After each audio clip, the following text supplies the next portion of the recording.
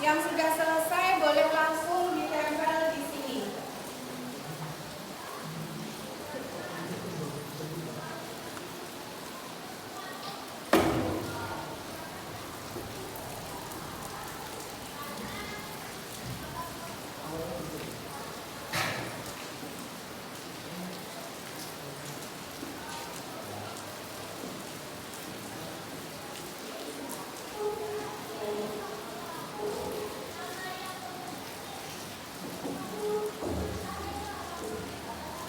Silakan nanti ditempel di sebelah sini ya.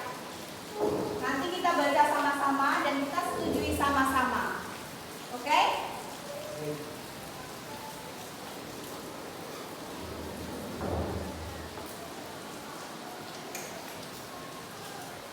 Boleh lebih dari satu. Silakan.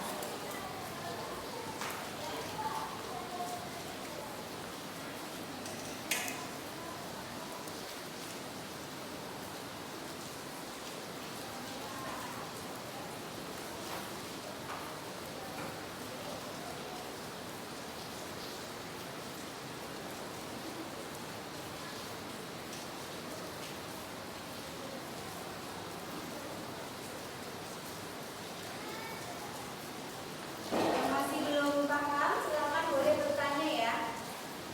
Mengisinya boleh lebih dari satu.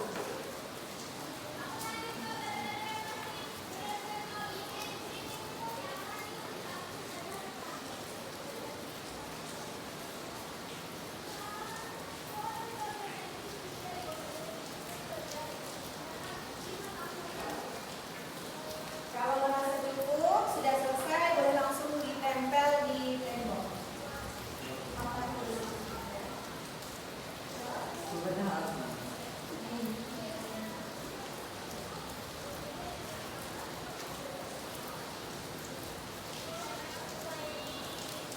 Boleh ditempel? Sudah?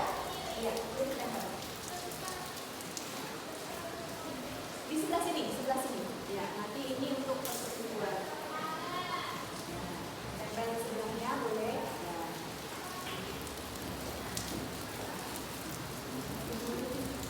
Balik kamu paling dulu. Ya. Ya, bukan. Ya.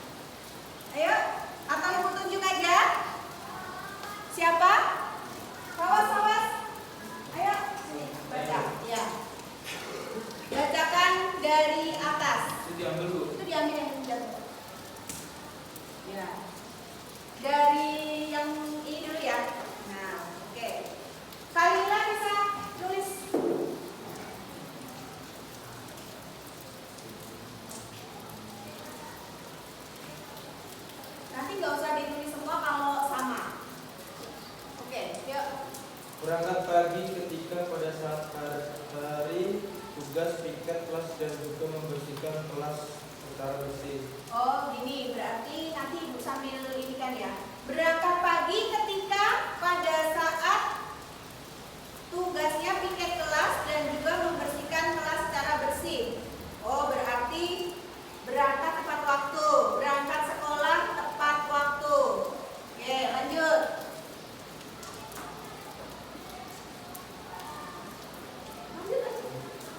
Saya pengen kelas menjadi bersih dan bagus.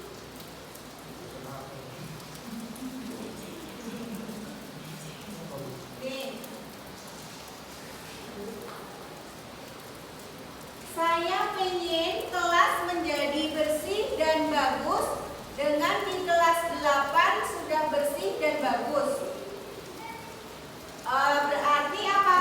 Menginginkan apa? Kelasnya bersih.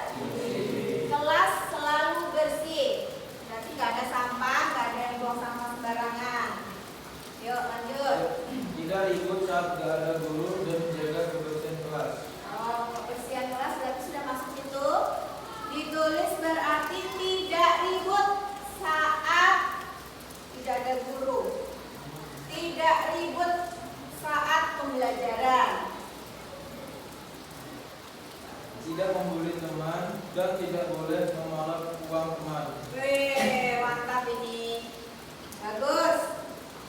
Tidak ada bullying dan tidak boleh memalak uang teman. Oke, masukkan. Tidak membuli teman dan tidak boleh memalak uang teman. Tidak membuli teman dan tidak memalak uang teman. Lanjut. Tertib saat guru mengajar maupun saat guru tidak memasuki kelas dan tetap disiplin saat jam kos. Disiplin. Disiplin. Oke, lanjut.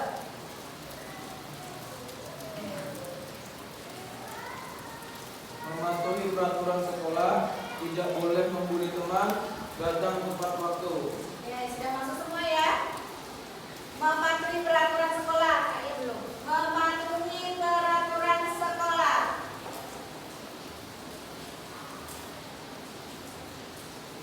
Lanjut. Menggunakan seragam yang lengkap, masuk sekolah tepat waktu, menaati peraturan, membawa buku sesuai dengan hari dan jadwal. Berarti memakai seragam yang lengkap.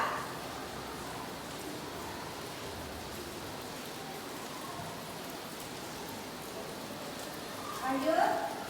Tidak boleh membawa makanan di kelas. Tidak boleh membawa makanan di kelas. Oke, lanjut. Menjadikan kelas yang bersih dan aman. Boleh membawa HP. Tidak boleh membawa makanan. Tidak boleh membawa makanan di kelas. Tidak boleh membawa makanan di kelas.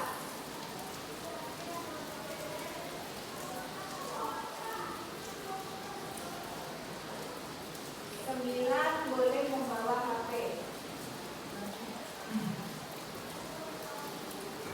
Awas dibayar. Oh, ya. Buang sampah pada tempatnya dan pakai seragam harus rapi dari pergi sampai pulang. Buang sampah pada tempatnya.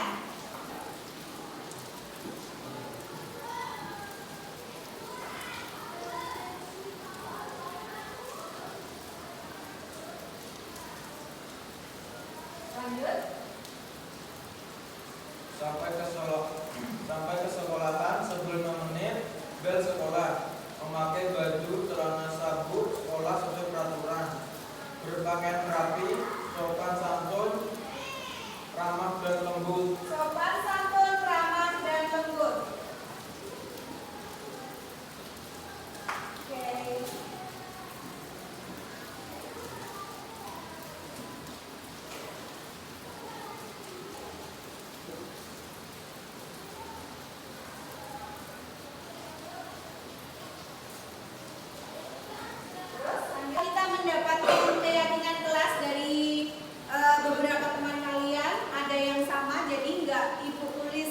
semua.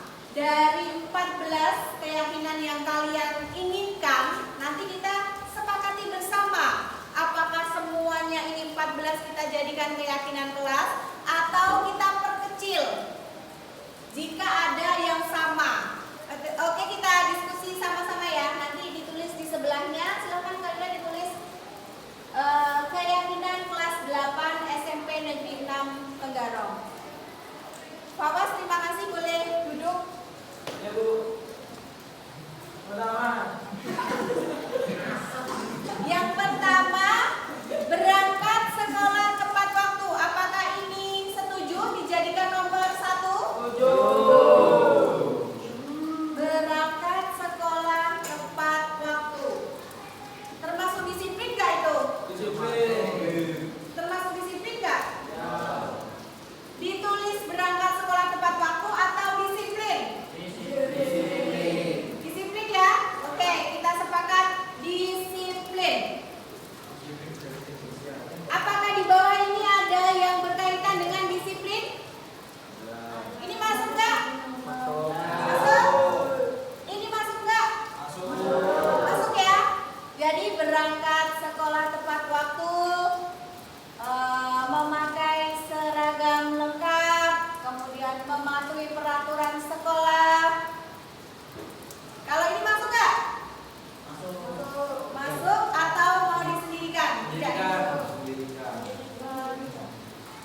Apa? Disendirikan atau masuk disiplin? Disendirikan. Oke, disiplin. Yang kedua, tidak ribut saat pembelajaran.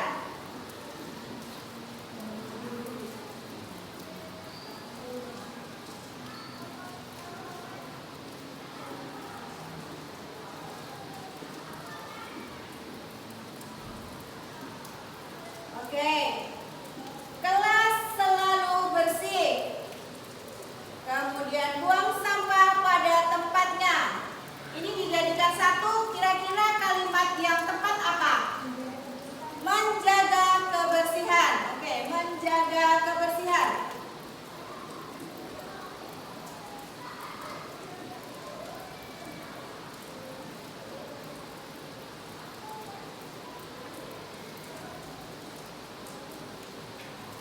Mematuhi peraturan sekolah termasuk disiplin atau mau dipisah? Disiplin. Kalau mematuhi peraturan sekolah berarti ada yang di sini ya, menggunakan sepatu atau sandal di kantin. Apakah ini sudah ada di keyakinan kelas kalian atau peraturan sekolah? Belum. Mau dimasukkan sendiri atau masuk ke disiplin? Sendiri. Oke, berarti sendiri menggunakan sepatu atau sandal saat ke kantin. Berarti nggak ada lagi sudah sekarang yang nggak pakai alas kaki. Biar nggak kotor, kelas kalian selalu bersih. Kemudian selanjutnya adalah ini ya, tidak membuli dan tidak memalak uang teman. Ini wajib ditulis ini. Kalau ini tidak boleh mengejek nama orang tua, termasuk bullying nggak? Bullying. Ya kan? Berarti masuk ini. Tidak membuli dan tidak memalak uang teman. Di sini ada yang suka minta uang temannya. Ada nggak? Nggak adanya kok kayaknya terpaksa gitu loh. Ada nggak? Nggak ada ya, alhamdulillah. Tapi kok di sini ada tertulis, berarti kan ada sesuatu di sini. Oh, nggak ada ya? Ini Bu. Ya. Ini Bu. Ini memakai seragam lengkap, tidak boleh membawa. Nah, ini juga tidak boleh membawa makanan di kelas. Berarti kalau makan kalian di kantin atau di depan. Oke, itu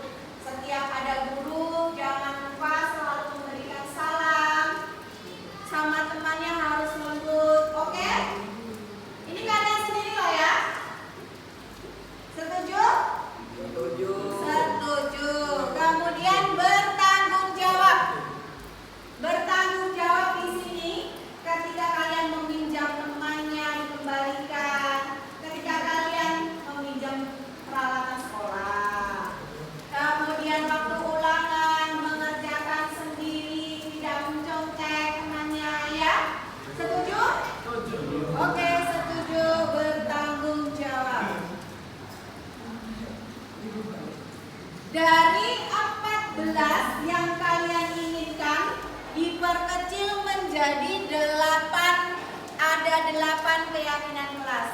Ada yang masih mau ditambahkan sebelum kita sepakatin bersama-sama? Coba ayo, apakah ada yang masih ditambahkan dari 8? Dari 1 sampai 8. Ayo, menurut kalian masih ada lagi yang mau ditambahkan? Silakan. Ada Bu. Apa? Yang cewek harus wajib menggunakan ciput Bu. Yang cewek wajib menggunakan ciput. Setuju? Setuju. Tulis. Haram Bu, haram. 9. Siswi wajib menggunakan dalaman jilbab. Siswi wajib menggunakan dalaman jilbab. Siapa lagi yang mau menambahkan? Siapa lagi yang mau menambahkan? Ya, siapa lagi yang mau menambahkan 1 sampai 9? Atau sudah?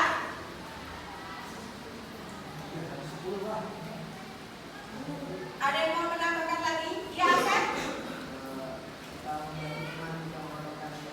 Oke. Suka membantu teman. Atau apa ya? Kata-kata yang bagus ya. Suka menolong ya? Membantu, menolong. Suka menolong. Saling membantu boleh? Saling membantu. Di sini saling membantu bukan pada mengerjakan soal ya. Saling membantu ketika temannya mengalami kesusahan.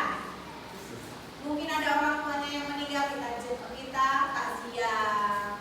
Orang tuanya yang sakit, kita jenguk. Kena musibah, kita bantu. Seperti itu ya. Oke, ada lagi? Ya Bu. Sudah. Hari ini tanggal berapa?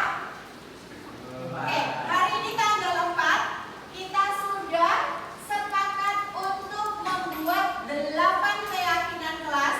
Dan mulai hari ini sampai nanti waktu pembelajaran dan sampai tahun ajaran baru, nanti kita menyepakati untuk melaksanakan keyakinan kelas ini. Setuju? Oke, terima kasih. Nanti Ibu akan ketik dan nanti akan ditandatangani oleh Ibu Guru dan Ketua kelas. Oke, dan nanti kita akan tempel di kelas.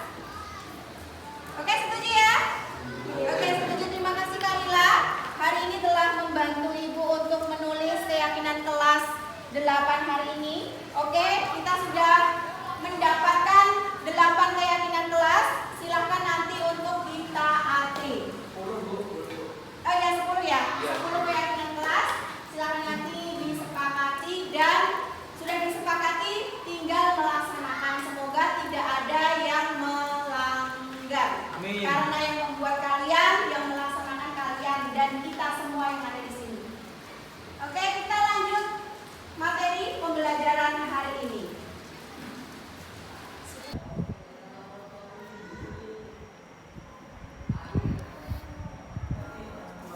Silahkan Asep tanda tangan sebagai ketua kelas ya. Ya Bu. Oke, terima kasih. Boleh dipegang dulu Asep? Ya, lihatkan ke Ibu. Ya, oke. Terima kasih Asep, nanti ditempel di tembok kelas ya. Iya Bu. Iya, terima kasih. Warahmatullahi wabarakatuh. Pertama-tama saya ucapkan terima kasih untuk rekan-rekan, teman-teman yang sudah bersedia meluangkan waktu untuk diseminasi saya di modul 4, 1.4 budaya positif dari saya Ervina CDP angkatan 10 dari SMP Negeri 6 Tegorong. Di sini saya tidak akan menjelaskan dari apa saja sih budaya positif itu, karena untuk budaya positif sendiri sudah pernah dipaparkan oleh Bu Dini sebagai guru penggerak angkatan 7. Di sini saya akan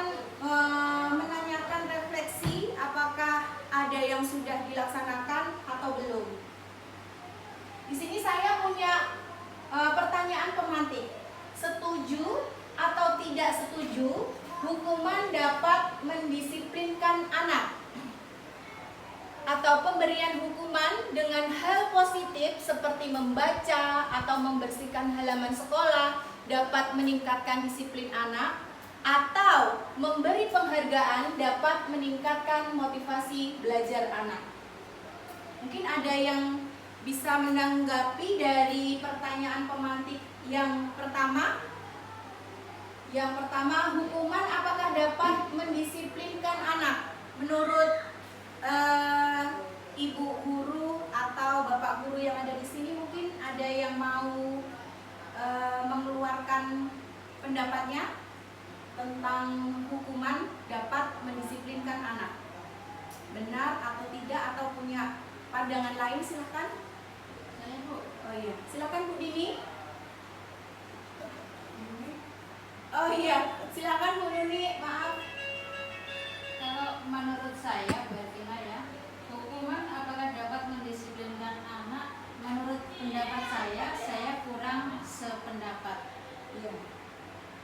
Karena mungkin dengan hukuman anak-anak tidak akan berbuat menjadi lebih baik, karena ya, tetapi ya hukumannya seperti apa dulu. Oh iya. Kalau hukumannya itu misalnya kayak hukuman hal positif seperti membaca boleh, tapi kalau misalnya hukumannya apalagi yang tidak sesuai dengan apa namanya, misalnya suruh keliling lapangan 100 kali itu kan menyiksa anak, terus anak sudah tidak mood lagi untuk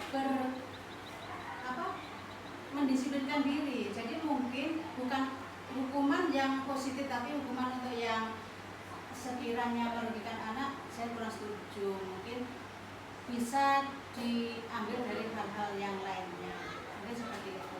Saya cenderung setuju untuk yang poin 3, meskipun tidak selalu kita memberi penghargaan, tapi dengan diberikan penghargaan atau sedikit ini, dia akan lebih termotivasi untuk belajar lebih disiplin, mungkin seperti itu. Oke, baik, terima kasih Bu Nuni. Jadi menurut Bu Nuni, hukuman itu belum tentu dapat mendisiplinkan, tergantung hukuman apa yang diberikan gitu ya Bu Nuni. Ya. Tetapi lebih condong memberikan penghargaan supaya bisa meningkatkan motivasi. Kalau dari yang lain mungkin ada yang mau menambahkan? Oh, silakan Pak Jaini. Ya, terima kasih. Ya. Assalamualaikum warahmatullahi wabarakatuh. Waalaikumsalam warahmatullahi wabarakatuh. Saya sependapat dengan Ibu ini, itu memberikan penghargaan kepada siswa dengan dalam bentuk ujian. Misalnya dia melanggar tata tertib pada hari ini, terus kita panggil, kita nasihatin. Kalau dia besok berubah, terus kita puji dia, maka dia akan merasa diri dia itu senang dipuji. Dengan cara itulah kemungkinan dia tidak melakukan perbuatan yang melanggar tata tertib tadi. Oke, makasih.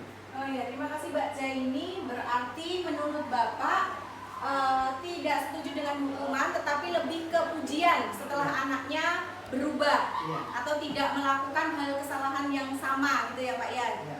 Oke. Dari pertanyaan pemantik ini saya belum bisa menjelaskan, tetapi dari budaya positif ini, nah di sini ada eksplorasi konsep. Jadi nanti untuk pertanyaan pemantik nanti akan ada jawabannya di akhir dari eksplorasi konsep. Eksplorasi konsep di sini ada yang pertama yaitu disiplin positif dan nilai-nilai kebajikan universal. Ini mungkin sudah pernah disampaikan oleh Bu Dini. Kemudian yang kedua adalah teori motivasi, hukuman, penghargaan, dan restitusi. Nanti jawabannya ada di 2.2. Kemudian keyakinan kelas. Kemudian yang keempat adalah kebutuhan dasar manusia dan dunia berkualitas. Yang kelima adalah posisi kontrol. Yang terakhir adalah segitiga restitusi. Di sini saya mengambil 2.3 dan 2.6, yaitu keyakinan kelas dan segitiga restitusi. Apa itu keyakinan kelas? Nah, di sini keyakinan kelas adalah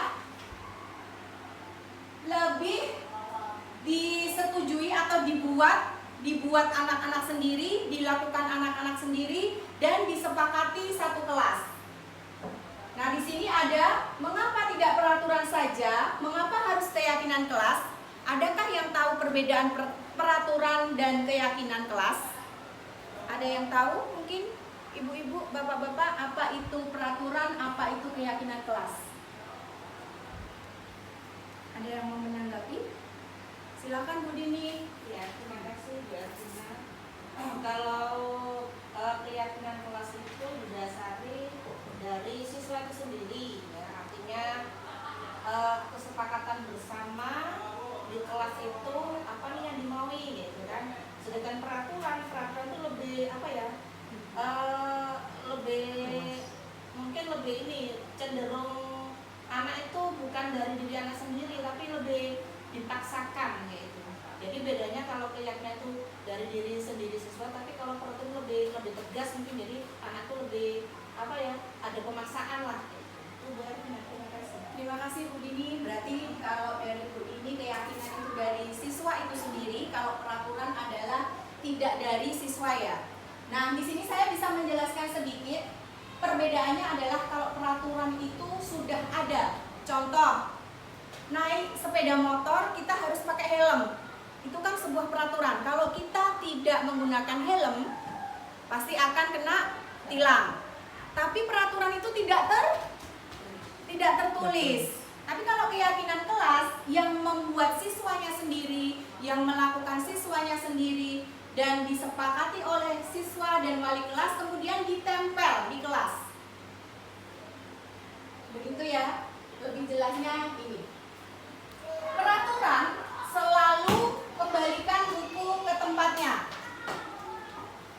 Kemudian kalau keyakinan kelas tanggung jawab. Perbedaannya adalah kalau selalu kembalikan buku ke tempatnya, tidak usah perlu menjadi keyakinan kelas, mereka akan tahu sendiri. Contohnya itu, dilarang mengganggu orang lain. Kalau keyakinan kelas, menghormati orang lain. Perbedaan antara kalimat dan kata-kata. Mungkin bisa dilihat dari awal sampai akhir contoh-contoh kalimat atau kata-kata dari peraturan dan keyakinan kelas. Perbedaannya adalah kalau keyakinan kelas itu pasti tertulis dan disepakati oleh kelas, dibuat oleh anak sendiri, dan disepakati oleh guru dan murid itu sendiri. Nah, setelah keyakinan kelas, kita ke restitusi. Restitusi itu apa sih? Nah, restitusi itu adalah proses menciptakan kondisi bagi murid untuk memperbaiki kesalahan sehingga mereka bisa kembali pada kelompok mereka dengan karakter yang lebih kuat. Atau restitusi juga merupakan proses kolaboratif yang mengajarkan murid untuk mencari solusi untuk masalah mereka, membantu murid berpikir tentang orang seperti apa yang mereka inginkan menjadi tujuan mulia. Dan bagaimana mereka harus memperlakukan orang lain dengan baik, yaitu restitusi intinya adalah menyelesaikan masalah itu sendiri dengan solusi yang mereka sudah tahu sendiri mereka harus ngapain gitu. Contohnya, kalau kamu terlambat sekolah, masalahnya apa? Apa yang membuat kamu masalah? Misalnya bangunnya kesiangan. Dengan bangun kesiangan, apa yang harus kamu lakukan? Tidur jangan tidak terlalu malam. Contohnya seperti itu. Jadi restitusi itu mereka sudah tahu solusinya seperti apa. Tidak langsung mengejudge anak itu setiap hari terlambat marah-marah. Gitu. Nah, ini 9 ciri-ciri restitusi. 1. Bukan untuk menebus kesalahan, namun untuk belajar dari kesalahan. Yang kedua, memperbaiki hubungan, tawaran bukan paksaan. Yang ketiga, yang keempat, restitusi menuntut untuk melihat ke dalam diri. Yang kelima, restitusi mencari kebutuhan dasar yang mendasari tindakan. Kemudian yang keenam, restitusi diri adalah cara yang paling baik 7. Restitusi fokus pada karakter bukan tindakan. Yang ke-8 adalah restitusi fokus pada solusi. Yang ke-9 adalah restitusi mengembalikan murid yang berbuat salah pada kelompoknya. Bagaimana cara kita mempraktekkan restitusi? Itu ada 3 tahap yang harus kita lakukan. Yang pertama adalah validasi kebutuhan. Ketika siswa kita melakukan kesalahan, sebaiknya kita bertanya dulu, apakah tindakan itu benar atau salah yang kamu lakukan? Kalau anak-anak sudah tahu bahwa itu salah, berarti dia sudah mengakui kesalahannya. Tetapi kita sebagai guru tidak ingin mencari kesalahan tersebut, tetapi bagaimana caranya anak tersebut mendapatkan solusi dengan kesalahan yang dilakukannya. Itu namanya validasi kebutuhan. Kemudian yang kedua adalah menstabilkan identitas. Kenapa kamu kok terlambat? Karena membantu orang tua, Bu. Karena membantu kerja orang tua, Bu. Jadi kan kita tidak bisa langsung marah. Kamu pasti, biasanya kan gitu ya, kamu pasti atau enggak, kamu terlambat lagi. Jadi membuat anak itu menjadi malas sekolah, pasti nanti dimarahin lagi gitu. Kemudian yang terakhir apa sih yang harus kita lakukan? Ya menanyakan lagi keyakinan kelas yang sudah kita bikin atau kita buat. Kalau terlambat gimana? Solusinya apa? Kalau terlambat karena kesiangan berarti kita tidak boleh tidur terlalu malam. Kalau sudah ditanya, sudah tahu solusinya, kita tanya, kapan kamu akan melakukannya? Mulai hari ini, Bu. Oke. Berarti kita tunggu besok. Kalau dia belum berubah, kita tanyakan lagi. Sampai anak itu benar-benar merubah supaya dia tidak terlambat lagi. Ini sudah saya jelaskan tadi, menstabilkan identitas. Guru tidak mencari kesalahan. Jadi siswa sendiri yang akan menceritakan kenapa saya terlambat. Itu namanya menstabilkan identitas. Kemudian yang kedua, validasi kebutuhan. Menanyakan kenapa kamu bisa melakukannya, apa yang penting bagi kamu. Kemudian maukah kamu belajar cara lain untuk mendapatkan yang kamu butuhkan tanpa harus memukul. Oh, ini memukul ya. Jadi memancing anak itu untuk mencari solusi sendiri. Intinya seperti itu kalau validasi kebutuhan. Yang terakhir adalah menanyakan keyakinan. Nah, setelah keyakinan kelas tadi dibuat, kita kembalikan lagi ke anak, kamu melanggar atau tidak. Jadi setiap mata pelajaran itu biasanya kalau saya belajar, kalau dulu namanya kesepakatan kelas ya Bu, kalau sekarang namanya keyakinan kelas. Jadi datang tidak menggunakan seragam olahraga, nggak usah ikut olahraga, contohnya begitu. Tapi disetujui dengan anak-anak. Tidak hanya anak-anak yang melakukan, tapi kita sendiri harus melakukan keyakinan kelas yang sudah kita sepakati. Saya akan memutar video yang sudah saya buat. Silakan nanti untuk diberikan refleksi.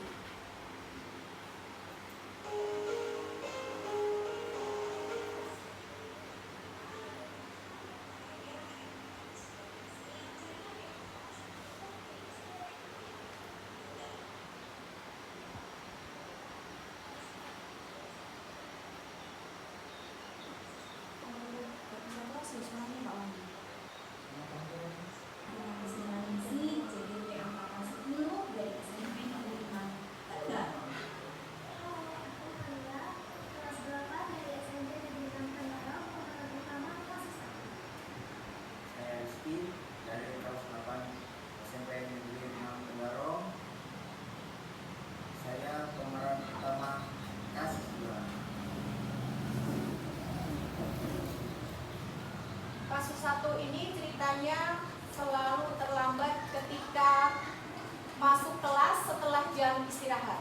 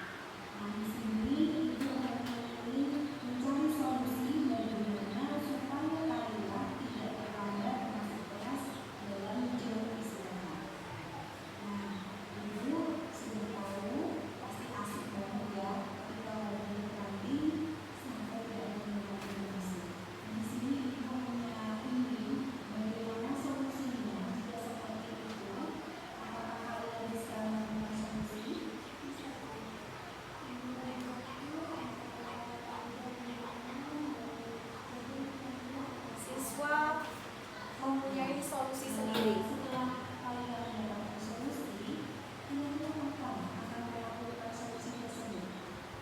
Menanyakan kapan solusi tersebut akan dilakukan.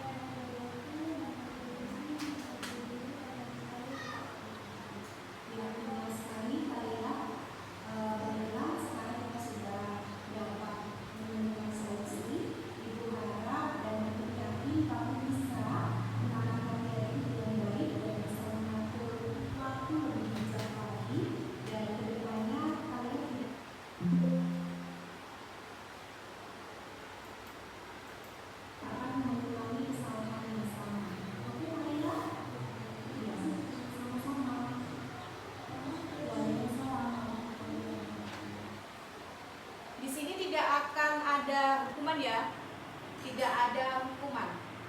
Ini kasus yang kedua, ketahuan mencontek.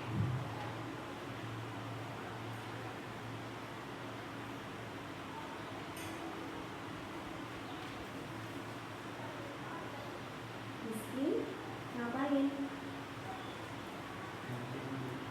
Kenapa nganter? Belajar materi. Nanti ke ruangan ibu ya.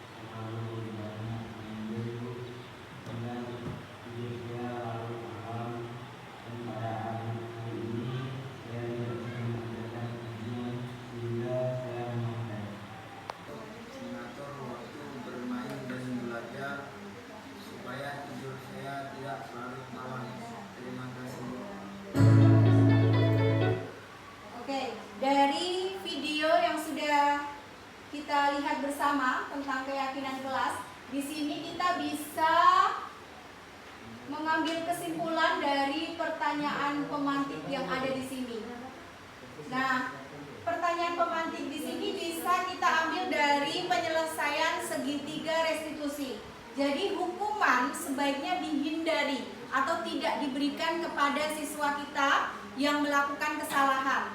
Tetapi kita lebih menanyakan kenapa melakukan kesalahan tersebut. Kita bertanya apakah kesalahan itu bagus atau tidak.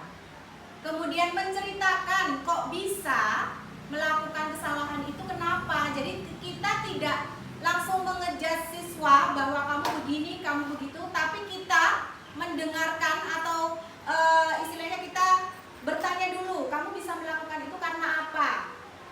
Gitu. Setelah kita menanyakan kenapa bisa seperti itu, kita kembalikan lagi ke siswanya. Kalau kamu seperti itu, apakah kamu bisa menyelesaikan atau punya solusi sendiri? Kita tanyakan lagi. Setelah dia punya solusi, kita tanyakan lagi. Kapan kamu akan melakukan kesalahan, melakukan solusi tersebut? Gitu. Ketika kamu melakukan kesalahan lagi, kita tanyakan kembali keyakinan kelas tadi yang sudah disetujui. Jadi intinya hukuman tidak bagus kita berikan ke siswa kita. Hukuman apapun itu. Kemudian yang ketiga, masalah penghargaan. Hukuman baik positif atau negatif ya tidak boleh diberikan. Kemudian yang ketiga adalah penghargaan. Penghargaan itu biasanya menjadikan anak-anak melakukan sesuatu dengan mengharapkan sesuatu. Jadi kalau penghargaan, betul kata Pak Jaini, dengan membuat atau menggunakan pujian saja, tapi tidak berupa barang. Karena anak-anak kalau kita sudah memberikan penghargaan berupa barang, ketika kita suruh tidak ada penghargaan, mereka tidak akan mau. Kalau dengan lomba Bu, lomba lain lagi. Karena itu perlombaan, pasti ada hadiahnya. Mungkin itu ya yang bisa saya sampaikan. Apakah ada masukan lagi? Bapak, Pak Wandi, Pak? Silakan Pak Wandi. Baik, terima kasih Bu Ervina atas waktunya. Menanggapi terkait tadi atau nanti termasuk video ini tadi ya, kasus, saya pikir sudah terjawab dan sudah terjelaskan di sana. Nah, kembali bahwa untuk anak-anak yang biasanya melanggar hukuman ya, kita kan punya tata tertib sekolah, biasanya itu kemudian tata tertib dilakukan dalam kesepakatan kelas. Artinya hukuman yang poin 2 ya, yang bersifat positif itu juga akan menciptakan disiplin positif pada anak. Tidak mesti harus selalu dipuji. Kadang-kadang Bu anak itu kalau dipuji dia juga dia. GR-an ya. Nah, dikit-dikit lah kita kasih disiplin positif dengan hukuman yang positif pula. Iya. Mungkin dengan cara membaca atau menulis, bahkan sampai membersihkan lingkungan misalnya. Tapi tidak dengan hukuman yang negatif seperti harus dijemur, harus push up, itu sudah tidak zamannya lagi. Artinya tidak mesti harus di losdol anak-anaknya, harus dipuji dengan apa mereka bisa apa ya bahasanya melunjak begitu. Tapi juga tidak dengan hukuman negatif. Tapi mereka kena juga Bu kadang-kadang kalau ya kan sekarang zamannya kayak gitu lagi. Jadi kita pribadi saya sih kita terapkan yang tengah-tengah lah ini. Tetap kita hukum anak-anak tapi dengan hukuman yang positif sehingga dia juga menciptakan budaya positif tadi. Itu aja Bu, terima kasih Bu saya. Baik Pak Wandi, terima kasih atas masukannya. Mungkin ada yang lain lagi? Kalau tidak ada, saya pengen ini refleksi. Mungkin Bu Tri bisa memberikan refleksi, Bu Tri. Hal baru apa yang mengubah paradigma Anda? Maksudnya dari yang saya sampaikan ya, mungkin bisa merubah Bu Tri nanti waktu melakukan pembelajaran dengan anak-anak atau siswa. Kemudian perasaannya apa yang muncul setelah mengikuti sesi ini? Kemudian apakah Anda sudah melaksanakannya sebelum mendapatkan materi ini? Waalaikumsalam. Bu Ervina yang